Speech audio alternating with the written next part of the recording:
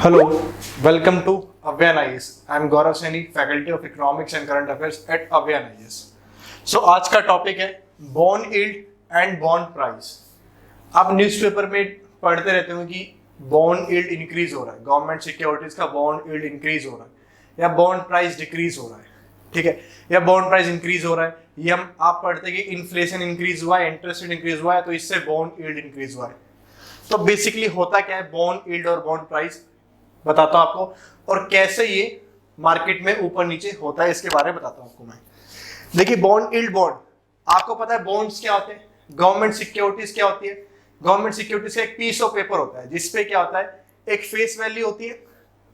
Face value होती है, मान लीजिए 1000 रुपीज फेस वैल्यू है, और उस पर गवर्नमेंट की स्टैंप होती है, उस पर टाइम पीरियड होता है, तो एक सिक्योरिटी होती है आपकी गवर्नमेंट की. क्लियर. सो उस सिक्योरिटी से क्या होता है, सरकार जो सिक्योरिटीज मार्केट में इशू करती है और मार्केट से पैसा उठा लेती है, मार्केट से पैसा उधार उठा लेती है. अब देखिए बॉन्ड यील्ड और बॉन्ड प्राइस बेसिकली जो मेनली जो आपका गवर्नमेंट सिक्योरिटीज के कंसेप्ट है उससे रिलेटेड आपके कंसेप्ट ही होते हैं. अब होता क्या है, मान लीजिए गवर्नमेंट सिक्योरिटीज है, ट्रेजरी बिल्स मान लीजिए, ट्रेजरी बिल्स मान लीजिए जो एक साल से कम की गवर्नमेंट सिक्योरिटीज होती है उसको बोलते हैं ट्रेजरी बिल्स. तो मान लीजिए गवर्नमेंट ने बोला आरबीआई को, गवर्नमेंट के बिहाफ में आरबीआई गवर्नमेंट सिक्योरिटीज इशू करता है. ये गवर्नमेंट सिक्योरिटीज है जिसका प्राइस है 100 रुपीज.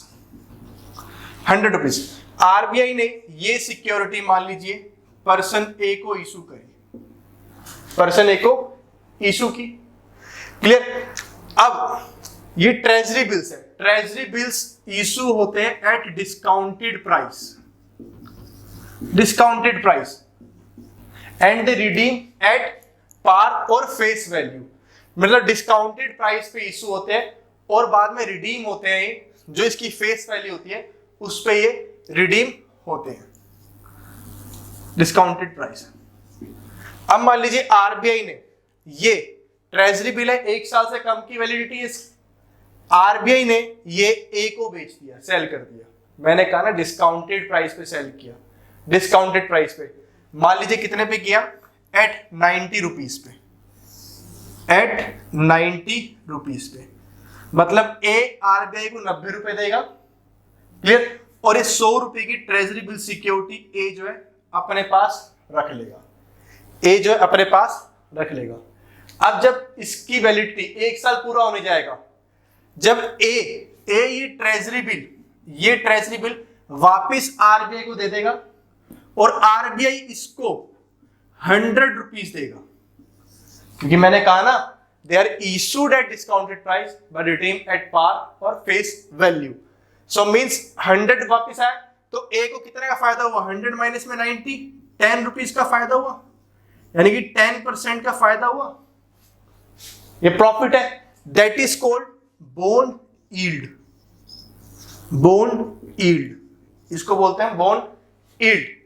और ये 100 रुपीज का इस सिक्योरिटी की वैल्यू कितनी है, प्राइस कितना है, 100 रुपीज का प्राइस है जिसपे हुआ है आपका, यानी कि यहाँ पे 90 रुपीज था, 90 रुपीज का प्राइस है, तो ये क्या आपका, ये बॉन्ड प्राइस है. ये क्या आपका बॉन्ड प्राइस है. क्लियर हो गया आपको. अब देखिए मान लीजिए किसी भी वजह से अब इस ए को है, मान लीजिए इसको 6 महीने बाद ही कुछ पैसे की जरूरत पड़ गई, इसको कुछ पैसे की जरूरत पड़ गई 6 महीने बाद ही. क्लियर.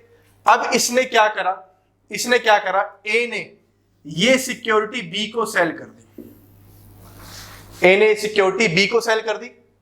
अब इसने तो 90 खरीदी थी, इसने 90, इसको पैसे की जरूरत है, तो इसकी फेस वैल्यू कितनी, 100 रुपीज की है ना, लेकिन बी तो 100 में नहीं खरीदेगा, बी भी डिस्काउंटेड में खरीदेगा ना, बी भी डिस्काउंटेड में खरीदेगा. मान लीजिए बी ने कितना परचेज किया, इनके बीच में डिसाइड हुआ 95 रुपीज, 95 रुपीज हुआ. अब आपने चीज देखी यहां पे, अब आपने यहां पे देखा, यानी कि ए को कितना मिला, 5 मिला. अब यहाँ पे 95 इसको मिला, बी को मिला 95, यानी कि बॉन्ड प्राइस इंक्रीज हुआ ना, बॉन्ड प्राइस इंक्रीज हुआ, 95 हुआ मान लीजिए. तो इसको 100 में से 95 के कितने का फायदा हुआ? 5 का हुआ, 5% हुआ। तो आपने एक चीज देखी कि बॉन्ड प्राइस जब इंक्रीज हुआ तो बॉन्ड यील्ड क्या हो रही है? डिक्रीज हो रही है। एक तो आप इसको इस तरीके से समझ लीजिए। दूसरा बताते हैं, मान लीजिए जो आपका बॉन्ड प्राइस है, मान लीजिए किसी वजह से इसका बॉन्ड प्राइस इंक्रीज हो रहा है। मान लीजिए गवर्नमेंट सिक्योरिटीज जो है, गवर्नमेंट सिक्योरिटीज की डिमांड इंक्रीज हो रही है, गवर्नमेंट सिक्योरिटीज की डिमांड इंक्रीज हो रही है। डिमांड इंक्रीज हो रही है तो इसका मतलब क्या है? किसी भी चीज की डिमांड इंक्रीज होगी तो उसका प्राइस इंक्रीज होगा। अब मान लीजिए पहले 90 में दिया था, पहले 90 में दिया था, अब इस गवर्नमेंट सिक्योरिटी से किसी वजह से हमारी डिमांड इंक्रीज हो गई, तो अब मान लीजिए आरबीआई ने 95 में से, भाई डिमांड इंक्रीज हो तो महंगी भी गई, अब ये 95 रुपीज में बी को इशू किया है किसी को, यानी कि अब यील्ड कितनी आ गई? 5 रुपीज आ गई। तो आप यहां पे देख रहे हैं अगर बॉन्ड प्राइस इंक्रीज हो रहा है तो बॉन्ड यील्ड जो है डिक्रीज होती है, प्रॉफिट डिक्रीज होता है, इंटरेस्ट आपका कम होता है, डिक्रीज होता है। एक तो ये केस है, ये केस है। अब इसमें दूसरा केस मान लीजिए, इतना समझ में आ गया, बॉन्ड यील्ड और बॉन्ड प्राइस समझ में आ गया। नेक्स्ट आप देख लीजिए, अगर मान लीजिए कुछ एक दो केस स्टडीज लेते हैं इसके अंदर आपकी,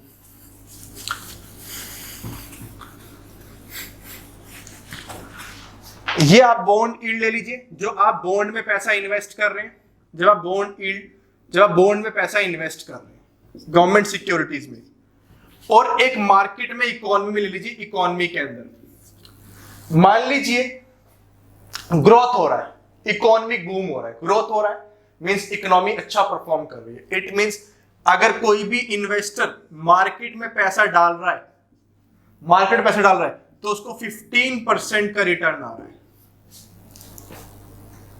15% मींस इकोनॉमिक बूम होएगा, उसको पता है अगर मार्केट में पैसा डालूंगा तो मुझे 15% का रिटर्न आएगा कम से कम, या 20% का आएगा। तो इसका मतलब क्या है? जब इकोनॉमी अच्छा परफॉर्म करेगी तो सारे के सारे इन्वेस्टर मार्केट में पैसा डालेंगे, मार्केट में पैसा डालेंगे, तो मार्केट में पैसा डालेंगे तो गवर्नमेंट सिक्योरिटीज की डिमांड डिक्रीज हो जाएगी, यानी कि गवर्नमेंट सिक्योरिटीज में कम इन्वेस्ट करेंगे लोग, गवर्नमेंट सिक्योरिटीज में कम इन्वेस्ट करेंगे लोग, तो इसका बॉन्ड प्राइस डिक्रीज होगा, और बॉन्ड प्राइस डिक्रीज होगा तो बॉन्ड यील्ड इंक्रीज होगी, बॉन्ड यील्ड इंक्रीज होगी, ये पता है, यानी कि बॉन्ड प्राइस और बॉन्ड यील्ड इनवर्स रिलेशनशिप बताता है।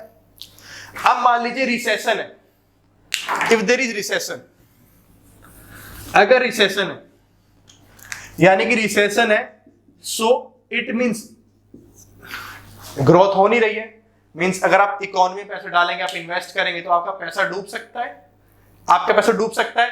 तो इन दैट केस पैसा कहां पे सेफ होगा? आपका गवर्नमेंट सिक्योरिटीज में सेफ होगा पैसा आपका।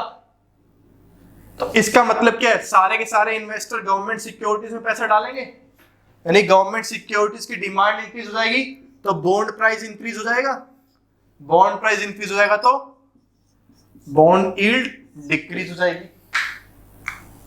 इतना क्लियर हो गया आपको? केस हो गया। एक केस मान लीजिए इन्फ्लेशन है,